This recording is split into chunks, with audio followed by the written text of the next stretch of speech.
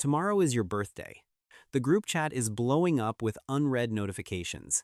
Your friends are hounding you about dinner reservations. Your family is texting you to figure out what kind of cake they should pick up.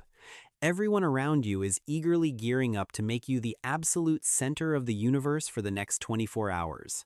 And as you sit there staring at your glowing phone screen, you do not feel a rush of excitement.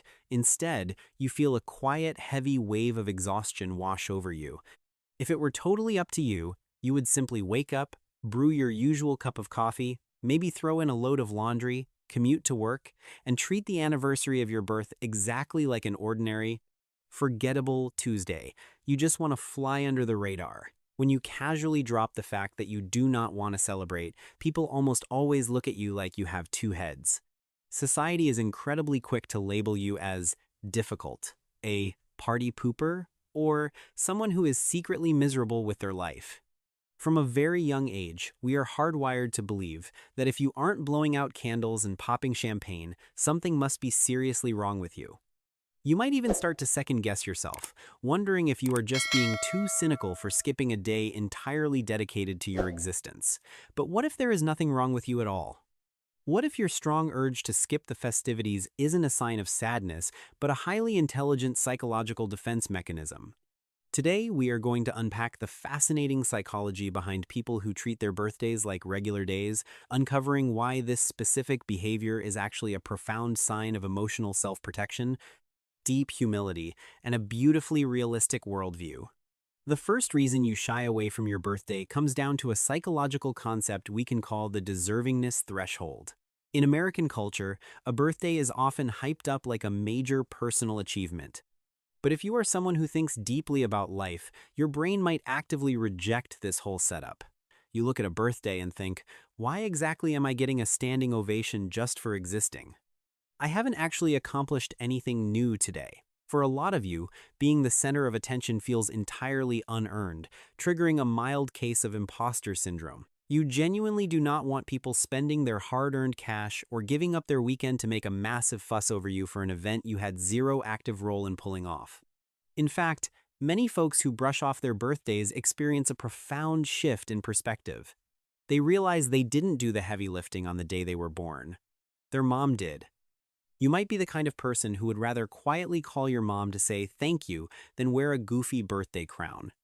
In a culture obsessed with self-centered milestones, this is not a sign of low self-esteem.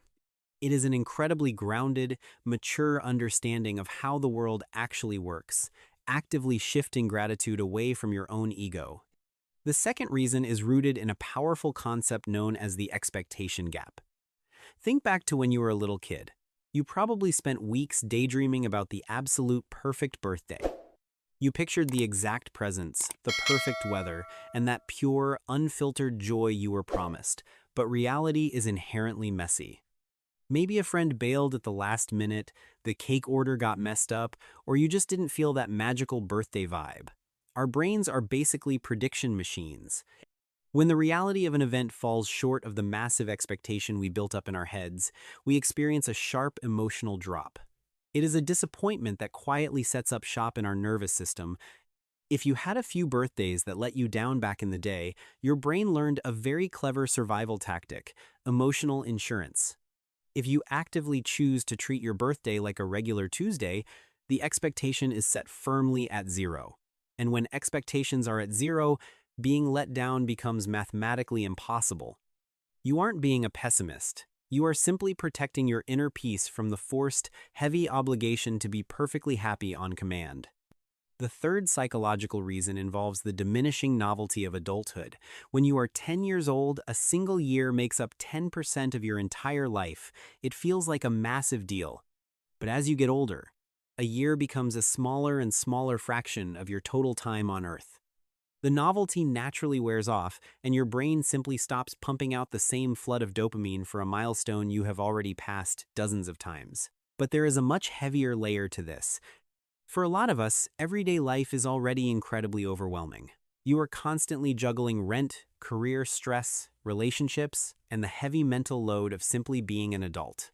When your birthday rolls around, the absolute last thing your burned-out nervous system wants is more stimulation. A loud dinner party, forced small talk, and the pressure to perform happiness is just exhausting. What you actually crave is the simple permission to rest. You do not hate your life and you aren't terrified of getting older. You are just deeply tired of performing. Staying home in your sweatpants isn't isolation, it is the ultimate form of self-care. If you are someone who strongly prefers to let your birthday pass quietly, you might occasionally worry that you are missing out on some core human experience. Let's flip the script.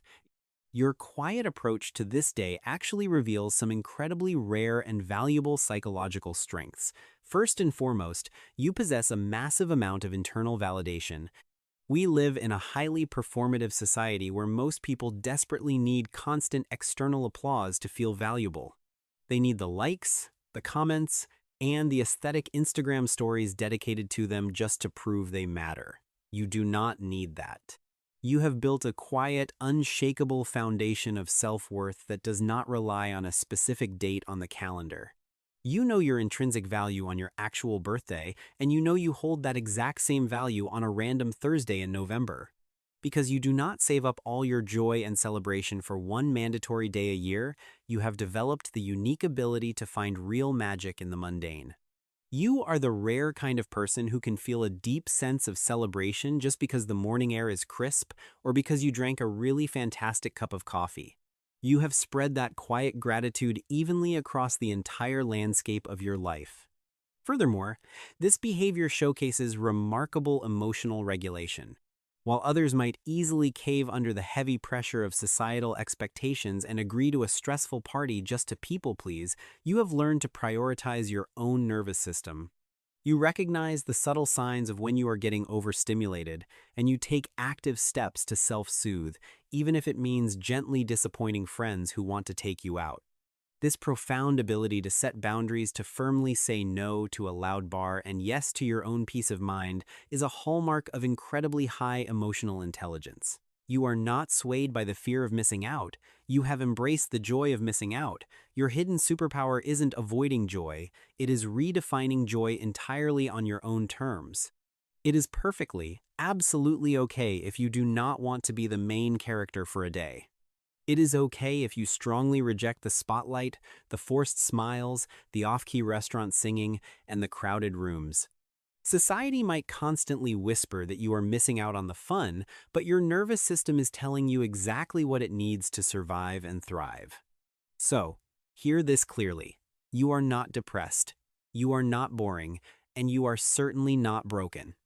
You are simply highly self-aware, deeply grounded, and fiercely protective of your own inner peace. You have realized that the best, most authentic way to celebrate your continued existence is to spend the day exactly how your unique nervous system needs to. If treating your birthday like a normal, quiet day brings you a sense of calm, then that is truly the only gift that matters. If you found your own quiet thoughts and feelings reflected in this video, drop the word peace in the comments below so that others reading know they aren't the only ones who feel this exact way. Make sure to subscribe to the channel to continue exploring the fascinating depths of the human mind simply and without judgment. Thank you so much for being here, and I will see you in the next quiet moment.